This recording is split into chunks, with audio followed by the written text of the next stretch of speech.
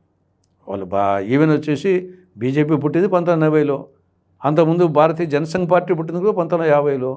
కాబట్టి బీజాల్లోనే కాంగ్రెస్ పార్టీకి మిగతా పార్టీలకు డిఫరెన్స్ ఏమంటే ఈ దేశం కోసం ఆవిర్భవించినటువంటి స్వాతంత్రం ఆవిర్భవించినటువంటి పార్టీ, ఆ యొక్క క్రెడిబిలిటీ మిగతా పార్టీల కంటే కాంగ్రెస్కి ఎక్కువగా ఉందని నా అభిప్రాయం.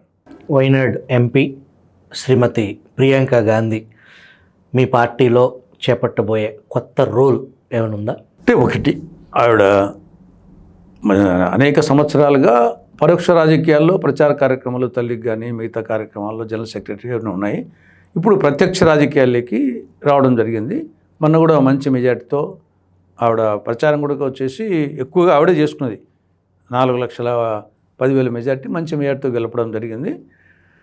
తర్వాత డెఫినెట్గా వచ్చేసి ఒక నాయకురాలిగా ఆ ఫ్యామిలీ నుండి మనం ఎంత అవునన్నా కాదన్నా వచ్చేసి ఆవిడకు నాయకత్వ లక్షణాలు, కొంత ఇందిరాగాంధీ పోలికలు, ఇవన్నీ ఒకసారి మనము అవి పోలికలు ఉంటానే వస్తాయి అనుకోవచ్చు. కానీ మానవ సమాజం, ఓటర్స్ వచ్చేసి రకరకాల మనస్తత్వాలు ఉంటారు. వచ్చేసి దాన్ని పర్సనాలిటీ బట్టి ఓట్లేసే వాళ్ళు ఉంటారు, వ్యక్తిత్వం బట్టి ఓట్లేసే వాళ్ళు ఉంటారు, ఫ్యామిలీ హిస్టరీ బట్టి ఓట్లేసే వాళ్ళు ఉంటారు, రకరకాల. ఆ విధంగా చూసినప్పుడు ఆవిడ డెఫినెట్గా వచ్చేసి భవిష్యత్ రాజకీయాల్లో డెఫినెట్గా ఆవిడ రాణిస్తాదనే ఒక నమ్మకం కలుగుతుంది. ఎస్పెషల్లీ సదరన్ స్టేట్స్కి వచ్చేసి ఆవిడ ఒక సింబాలిక్గా వచ్చే అవకాశాలు ఉన్నాయి. నార్థన్ స్టేట్స్ కంటే కూడా సదరన్ స్టేట్స్లో మొదటి అనుకుంటే ఇందిరాగాంధీ గారు కూడా ఈవెన్ ఆవిడ ఎమర్జెన్సీలో ఆవిడ ఓడిపోయి ఉత్తరప్రదేశ్లో 80 సీట్లకు 80 అయిపోయినా కానీ ఇక్కడ ఆంధ్రప్రదేశ్లో 42కు 41, కర్ణాటకలో 28 రావడం జరిగింది ఎమర్జెన్సీ తర్వాత ఎన్నికల్లో. కాబట్టి సదరన్ స్టేట్స్లో కొంత ఇందిరాగాంధీ గారికి, ఆ ఫ్యామిలీకి ఎక్కువ ఆకర్షణ ఉంది. ఆ నేపథ్యంలో వచ్చేసి ఇప్పుడు కూడా సదరన్ స్టేట్స్లో కేరళలో కంటెస్ట్ చేయడము, ఇందిరాగాంధీ గారి పోలికలు ఉండడము, కొంత మెచ్యూరిటీ రాజకీయంగా వయసు రీత్యా కానీ మెచ్యూరిటీ ఉండడము, డెఫినెట్గా వచ్చేసి ఆవిడ ఒక భావి భారత రాజకీయాల్లో ఒక ధృవతారగా మళ్ళీ రాణిస్తాదనే వచ్చేసి ఒక నమ్మకం ఉంది. భవిష్యత్తులో ఆంధ్రప్రదేశ్లో కాంగ్రెస్ పార్టీ వైసీపీ అధినేత జగన్మోహన్ రెడ్డితో పొత్తు పెట్టుకునే అవకాశం ఉందా? అంటే ఒకటి, ఇప్పుడు కాంగ్రెస్ పార్టీ అధిష్టాన వర్గం వరకు ఇంతవరకు ఆలోచన అనేది ఇంతవరకు ఏం లేదు. తర్వాత ఆ యొక్క ప్రస్తావన కూడా ఇక్కడ రాలేదు కాంగ్రెస్ పార్టీకి సంబంధించినంత వరకు. కాకపోతే ఏమంటే జగన్మోహన్ రెడ్డికి సంబంధించినంత వరకు ఢిల్లీలో ఒకసారి ఆయన ధర్నా కార్యక్రమం పెట్టడము, ఆ కార్యక్రమానికి ఇండియా కూటమిలోని వాళ్ళను పిలవడము, అట్లా కొన్ని కార్యక్రమాల వలన ఏమన్నా అతను ప్రయత్నం చేస్తున్నాడని చెప్పేసి కొంచెం అనుమానాలు వస్తాయి. కానీ ఇంతవరకు వచ్చేసి అటువంటి చర్చలు కానీ ప్రస్తావన కానీ ఏం జరగలేదు. రాజకీయాల్లో పొత్తులు, విభేదాలు అవేమి శాశ్వత శత్రువులు, శాశ్వత మిత్రులు ఉండరు అనేది మీకు తెలియని అంశం కాదు. జగన్మోహన్ రెడ్డి నమ్మదగిన వ్యక్తి అని అనుకోవచ్చా రాజకీయాల పరంగా? ఇప్పుడు మనం జగన్మోహన్ రెడ్డి వచ్చేసి చెప్తే కదా, వాళ్ళ నాయన మరణానికి కారణం అని చెప్పేసి రిలయన్స్ అధినేత అంబానీ మీద నిందలు మోపి ఆయన పెట్రోల్ బంకులను పగలగొట్టించేసి ఆ కేసులుగా నడుస్తున్నాయి. అటువంటి వ్యక్తితో ఆయన వచ్చేసి గన్నవరం ఎయిర్పోర్ట్లో దిగితే విజయసాయిని పంపించేసి రెడ్ కార్పెట్ వెల్కమ్ ఇచ్చి ఇంటికి పిలిపించి సద్ర సోపేతను విందు పెట్టేసి ఆయన అడిగినటువంటి పరిమళనత్వానికి రాజ్యసభ సీట్ ఇచ్చిన తర్వాత ఇంకా జగన్మోహన్ రెడ్డి గురించి ఆలోచించాల్సింది ఏముంది? ఇంకా ఆయన ఏమైనా ఆయన తన కోసం ఏమైనా చేస్తాడు. కాబట్టి దాన్ని పరిస్థితులు బట్టి మిగతా వాళ్ళు ఆలోచించుకోవాలి. మీరు చెప్పినట్లు రాజకీయాల్లో శాశ్వత మిత్రత్వం, శాశ్వత శత్రుత్వం ఉండదు. కాబట్టి ఎవరెవరు అవసరాలు బట్టేసి ఇప్పుడు కమ్యూనిస్టు పార్టీలకు కాంగ్రెస్కు మొదటి ఆలం ఉంటే దేశంలో ఇప్పుడంటే ఈ పార్టీలన్నీ వచ్చినాయి, బీజేపీ కానీ కమ్యూనిస్టులే. అటువంటి ఇది ఇప్పుడు వచ్చేసి ఇండియా కూటమిలో కాంగ్రెస్ కమ్యూనిస్టులు ఉన్నాయి. పోనీ ఇప్పుడైనా మళ్ళీ ఒకటిగా ఉన్నాయంటే లేదు కదా. వెస్ట్ బెంగాల్లో ఒక టైపు ఉంటాయి, కేరళలో ఒక టైపు ఉంటాయి. కేరళలో ప్రధాన ప్రత్యర్థులు మళ్ళా కాంగ్రెస్ కమ్యూనిస్టులే. ఇప్పుడు కూడా ఇండియా కూటమిలో కూడా వెస్ట్ బెంగాల్ వస్తే ఒక టైపు ఉంటుంది, దేశంలో ఒక టైపు ఉంటుంది. కాబట్టి దీంట్లో